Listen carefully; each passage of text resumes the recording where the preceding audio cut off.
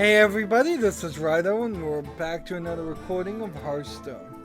So, the Hearthstone deck tracker didn't work last time. Much like the window, something about OBS just forgets the windows. They changed the name or some internal value, so it goes away. So you should be seeing it now. We've got several more things to do. We need to win with Shaman, and that's what we're going for right now.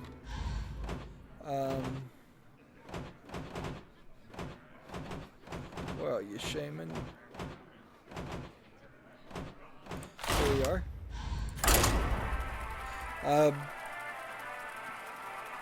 So, yeah, sorry about that. It just means, like usual, like it has been since the beginning, every single time when I need to start recording, I need to go look at it and double check. Seems like Hearthstone deck tracker has worked a little bit better. I will fight with honor. No, it hasn't. See, now this is part of the problem is it's not set to use my deck. Oh no, so I need to actually Alt-Tab out of it instead of play the game. And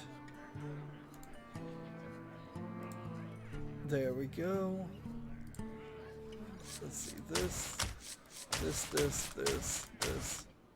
rid of all that. I've realized I need a felt tablecloth too. And my microphone picks up every single click.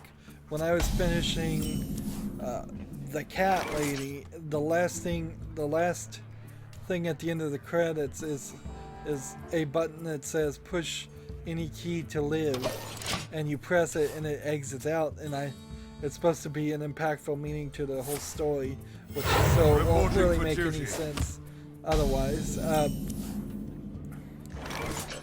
Outside of that, so I hit it and I just like flippantly hit the keyboard really hard, and then like, oh yeah, that's totally gonna be hard. And I don't know how much of the key clicks are really going to work in there. All of a sudden, my wireless like keyboard, my Logitech little wireless keyboard, may just be too clicky. I may need like super quiet keys or something. Well played. I don't know. That is a new issue with the microphone. Oh. I'm sitting here not paying attention, and he's getting mad at me. Rightfully so. Reporting for duty. Let's talk about the things I didn't talk about last time. So, PC Gamer had a Priest Cards competition. I don't know if you won anything or not, but it was just like, all your fans of Hearthstone, make a Priest card that is better than Purify or whatever. I mean, just what your best Priest card was. And I have to admit, the winners were all very, very good. None may steal our secrets. I think if Blizzard should learn anything, it should be hold these competitions like non-stop. Let people suggest cards. Let people like input them. And yes, I guess that probably would open a window to some people just like, you never accept my competition. I've inputted it like 12 times and you never let it win. But say you get 100 of them, if you say there's 5 winners, you could probably find 5 winners, and then just be clear about it and say, we may actually add some of these cards. One of the Priest cards was a card called Young Fateless, where at the beginning you pick the fate of this card, as their battle cry, and one is they are raised by sorcerers, so they have spell damage +2. One is they're raised by priests, so they heal, and it's just like. And the third one was they were raised by warlocks, so they like summon a demon or something. One of them was a dragon one, which is like, yeah, we could use another dragon card. Job done. Even in one of the class challenges in One Night in Karazhan had us playing a dragon deck, and we still didn't have enough dragons. It's just like dragons are too rare to even play that strategy. Even when they make their own perfect decks, it didn't work. There was their ultimate winner, I believe, was a card that did the amount of damage as the amount of mana you didn't use in the last turn. So you're talking pretty groundbreaking effect there. Something that we certainly haven't seen before.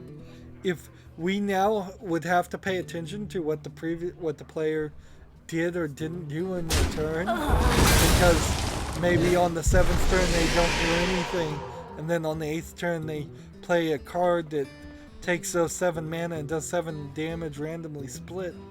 That changes the game a lot in a great way, because no longer when somebody just hits in turn do you know that they just didn't play and that you're probably going to win. All of a sudden there's this little bit of fear, this little bit of danger.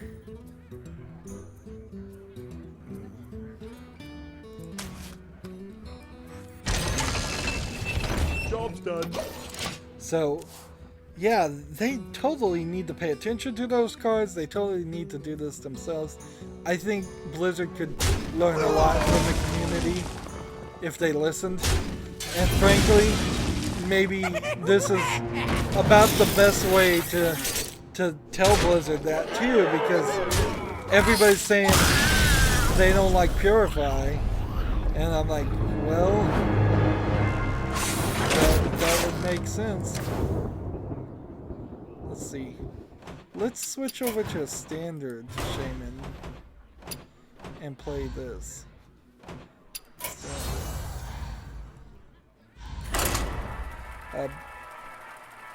So yeah, that's really interesting. Let's see. There's a couple of other things. What's the order I want to talk about this? Mordo versus Geralt. I think this is one. So, a couple of weeks ago, maybe a month, maybe 2. It probably was a month or 2 ago. This company called Frozen Byte released a game called Trine something. It was the sequel. There was a original game called Trine, and then this is a sequel to it that came out. That game was completely unfinished. It was total garbage. Objectively, provably unfinished. Nobody liked it. There's no real discussion about it. I mean, it is a miracle in its own slot that nobody there would disagree with this. What is this thing? Is this part of Hearthstone deck tracker? 8 and 8? Is this some new thing? I wish I knew what it was.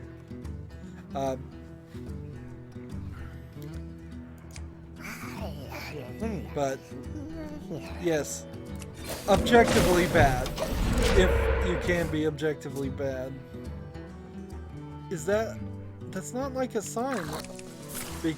That's not supposed to be there. It's weird. And it didn't shake when the screen shake. This must have something to do with the Hearthstone deck tracker. Maybe this is the win-loss or victory? No, because the win-loss is 1921. I have no idea. I need to understand my own card the system, I guess. This. So they came out with this Neutron game. It was bad. It was unfinished. They were gonna sell you the rest of the game as DLC. The game itself is there's like 3 characters working, but it's a single player game but they work together to collect little triangles called trines, and when you collect enough of those, you're done with the level, or you've perfected the level. I'm not even sure if you needed all of them.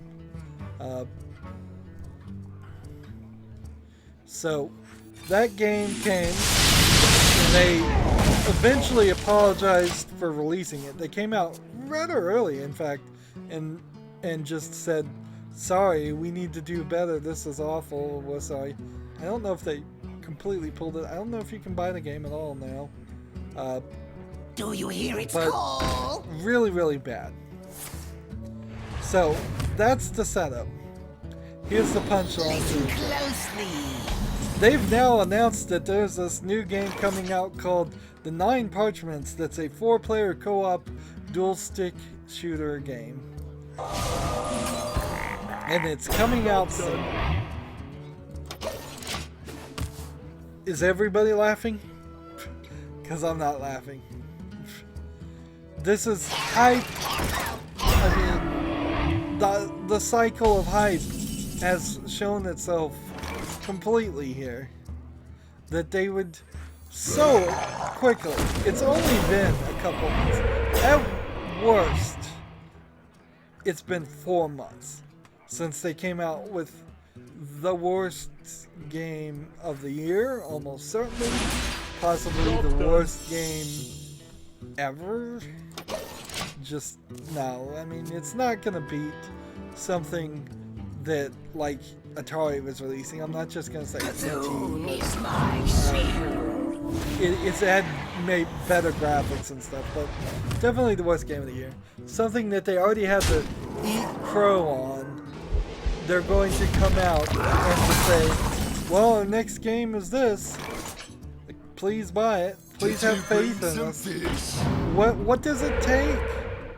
What do you literally have to do to lose the faith of an audience? Is it treason? Do you have to commit treason with your video game before people will buy their games?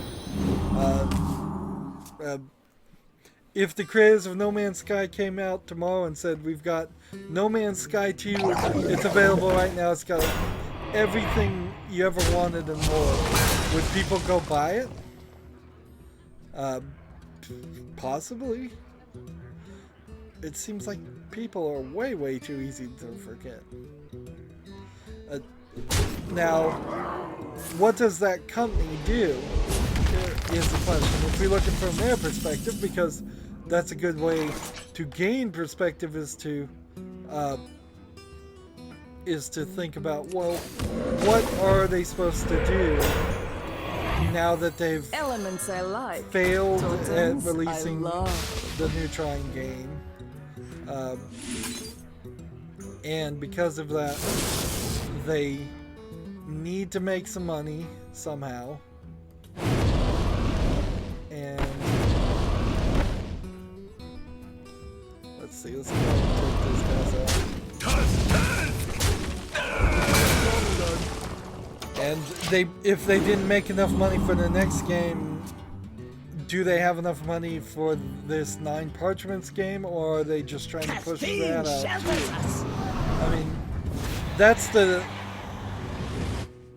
thing that should terrify anybody who's even slightly interested in this new 9 Parchments game, which looks, I think, like a game called Wizorb. Maybe it's not that. Maybe there's a different name for a different game. Feel the power.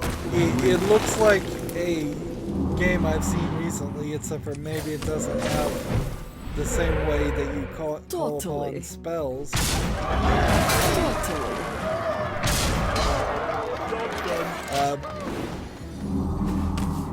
So yeah, I guess they have to get that game out. They have to get money, unless they were just gonna shut down the whole company and fire everybody. You've got to get a game out. You got to recover your losses. Your nightmare begins. All right. Did you bring some fish? This.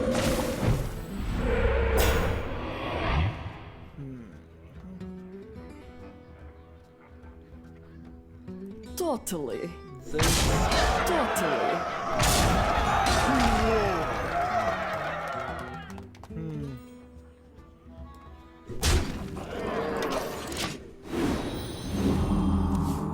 So yeah, I don't know what they do though. I think they have to hide. They have to change their name. They have to say we're going in a different direction. They have to have a analysis press release of what we learned from our previous mistake. There's just so much PR you have to do, not even related to a game, before you can say you can even get on the side of the creators of that company. I think maybe this time it won't be garbage. Elements I like. Totems I love. Let's see. Tusk!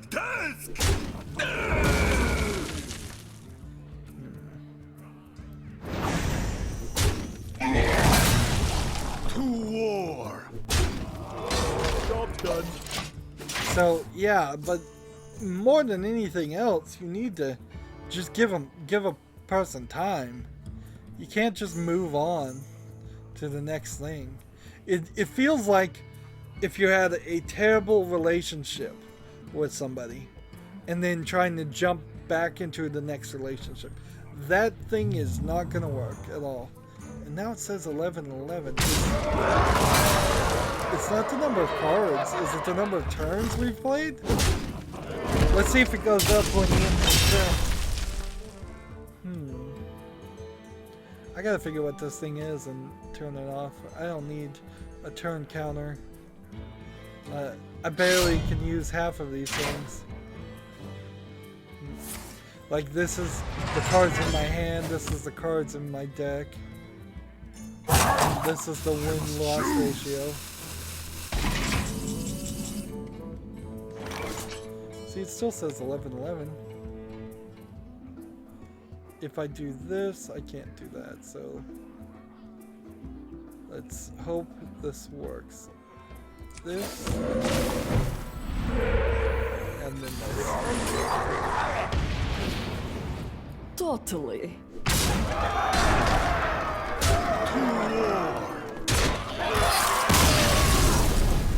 So, the last topic that I have to talk about, and boy, I hope the audio is right. Every freaking time, no matter what I'm recording, I'm just thinking to myself, is the audio right? Is it good? Or is it bad?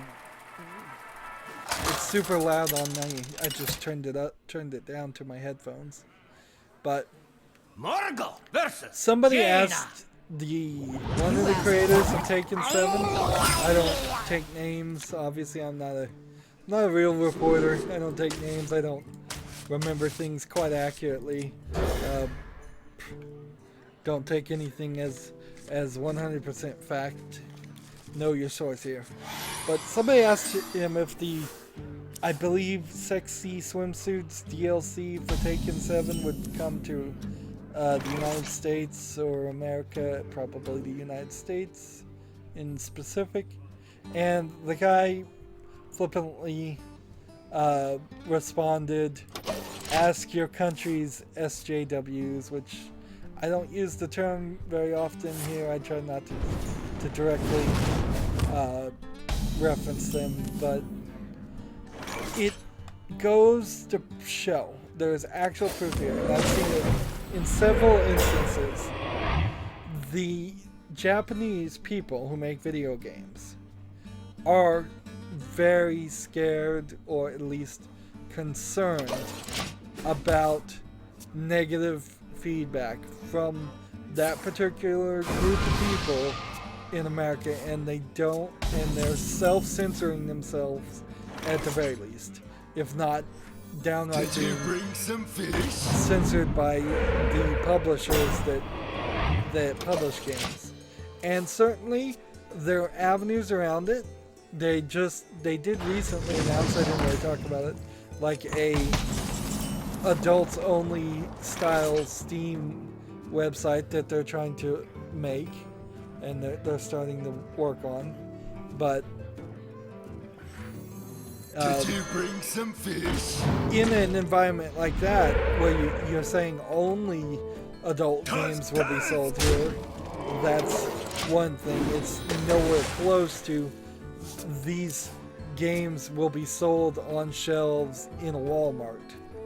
And Walmart certainly censors what it puts on its shelf. It decides what it puts on its shelf. And so there are legitimate business connections here. And the cultures are completely different. And it has gotten kind of, what's the right term to use?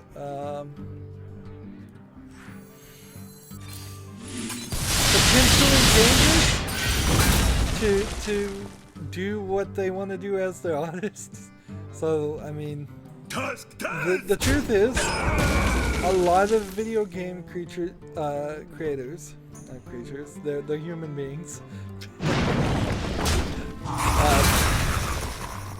They want to draw a stylized, overly sexualized characters. And Taken in particular, I think it kind of goes both genders there. A little bit.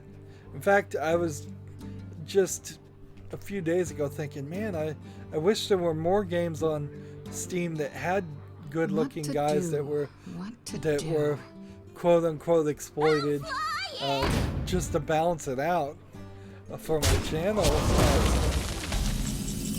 But not as much as that one game that was kind of just doing it grossly, in my opinion, complaining why Twitter banned him.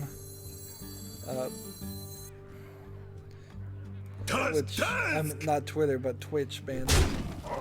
Which, although people on Twitter get banned too, and this was on Twitter, and Twitter is quickly becoming the center of these incidences, because people don't, the concept of Twitter doesn't work well, obviously.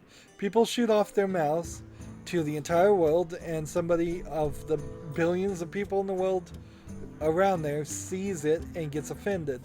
And again, inherently, I think there were people that were always getting offended, and they were writing letters to big companies like the shows and stuff, and the secretaries at those companies were throwing away those letters without it ever seeing anything. And now it's just, the complaint letter is not going through a secretary, it's not going through a legal department, it's not going through a PR company per se, that now the person is seeing the complaints immediately, and they're getting very scared of it. And it has severely affected the industry of adult games as far as the ones that come to the United States. Almost nothing now is really coming over. It, compared to the way it was a few years ago. And that was one sensationalist news cycle that convinced them to pretty much not bring anything over. it's important to remember in video games and anime in Japanese culture, in a lot of ways, they are super conservative in their real life, and their fiction, their fun is to go wild with it. And their feminism, because there is feminism in Japan, is very differently thought of than the feminism in the United States, which itself is, depending on who you ask, maybe several different kinds of feminism around. That's any of your turn, draw a card. Let's see.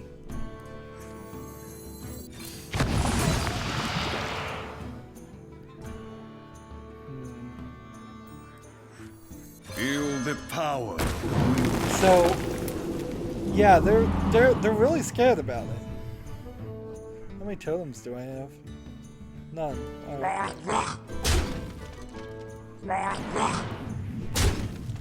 And so he kind of quickly apologized and deleted the tweet, and he said, "Sorry, that wasn't for all women. For women. I want to assume it's in the Western translation. I want to say all women and not turn around and double down and say that tweet wasn't for women at all." But yeah,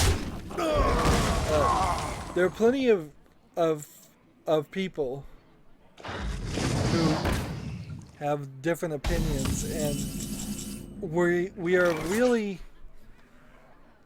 dangerously increasing our risk. There is a lot at stake If we scare people from even sharing their culture, even speaking of their culture, that we will never be able to understand it or enjoy it. I mean,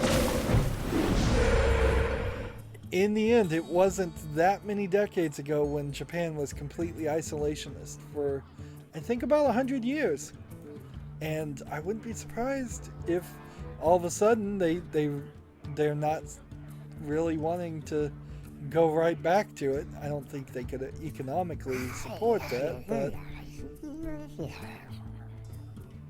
but that's a possibility. Here, I guess I'm just gonna end my turn. So we need to realize that whatever any artist wants to do, that's up to them, and we need to, I mean, if you don't want to see it, if you don't like it, fine.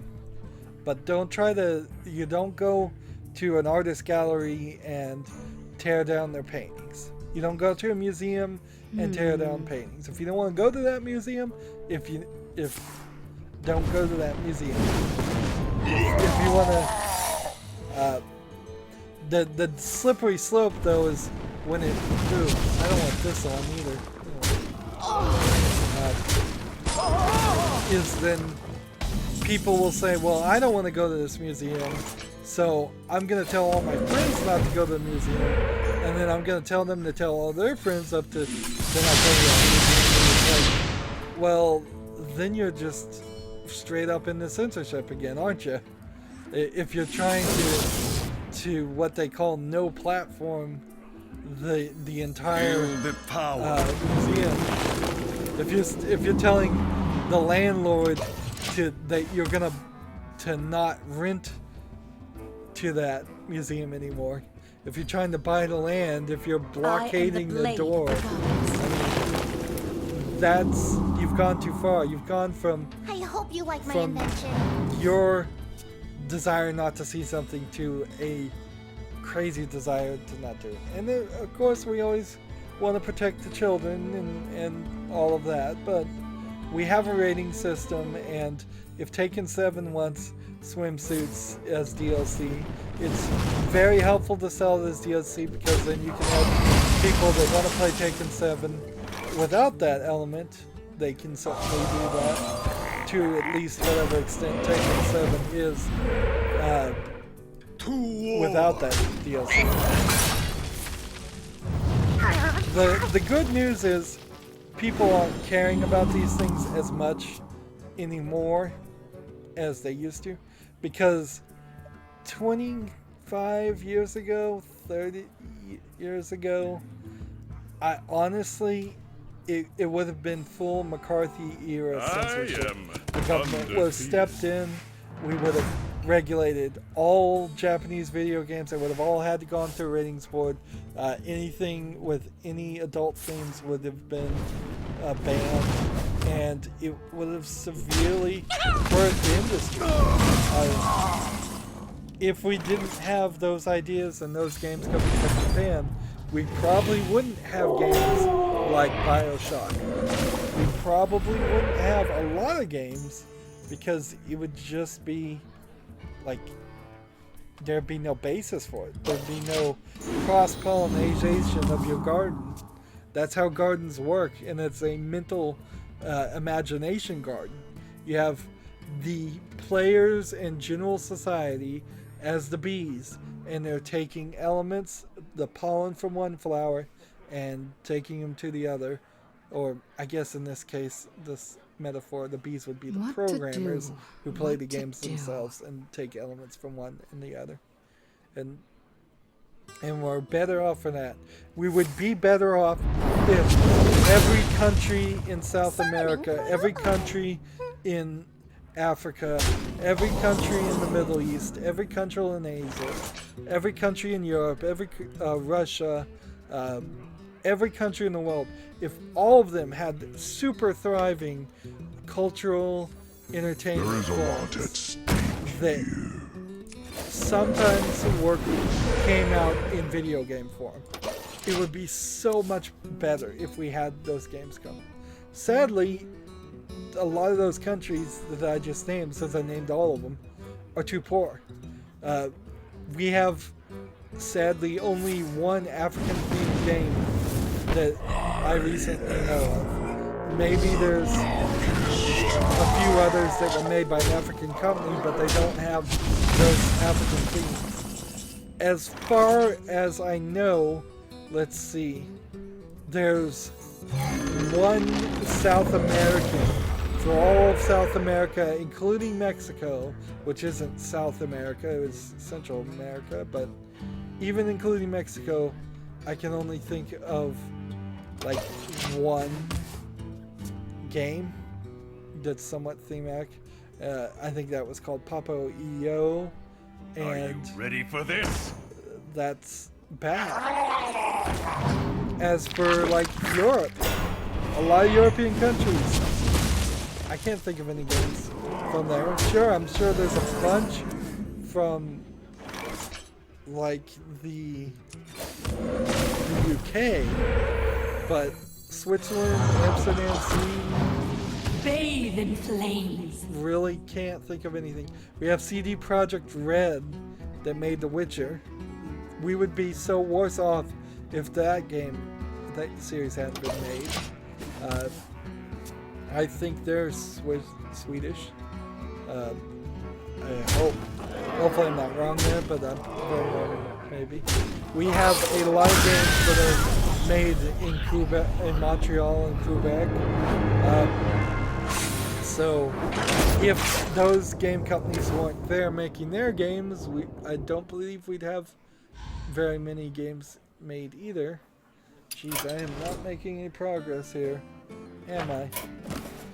It's like, how many Australian games would be made? How many other kinds of games? Yeah. So we need to experience all of their culture. If we're willing to. If you're not willing to and you just want to be closed-minded, that's up to you. But as a society, we need to expose ourselves to as much new stimuli so we can have new ideas and make better games.